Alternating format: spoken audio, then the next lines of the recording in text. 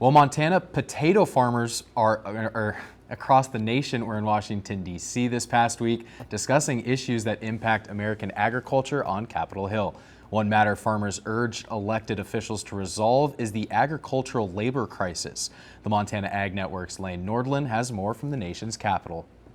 Agriculture in the United States takes a tremendous amount of labor, and in Montana, for example, right now, Bozeman area, we have less than a 2% unemployment rate. It's not easy to find labor, and we need help to harvest crops, we need help to plant crops. It just takes a lot of labor for us, and right now we don't have good access to get them. And a lot of our friends in the agriculture industry are struggling with employees who don't know what their status is going to be.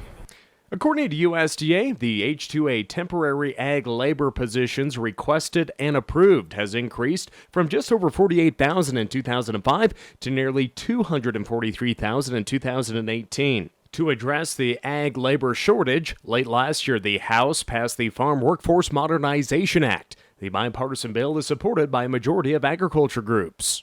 And we came up with a bill that's practical, that actually serves the interests of the United States by making sure that we have a workforce in the agricultural sector.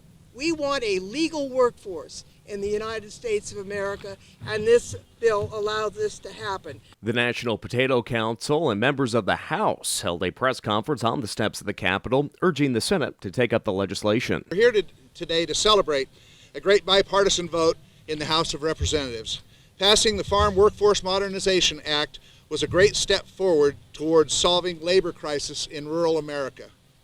Now it's time for the Senate to take up the bill.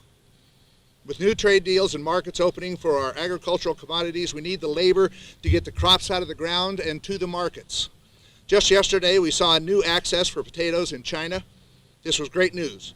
Now we need the labor to meet this new demand. Manhattan seed potato farmer Jason Kim said seeing both parties work together on the ag labor issue is reassuring. Well, it's reassuring and refreshing to see that happen in D.C., to see that both sides of the table are working together, to see that we have the labor that we need to make this work. Agriculture labor not only impacts farmers' bottom lines, but also the price of food in the grocery store. Reporting in Washington, Lane Nordland, MTN News. If brought up in the Senate, both chambers would have to compromise and craft a bill that addresses the issues that the Senate has with existing legislation.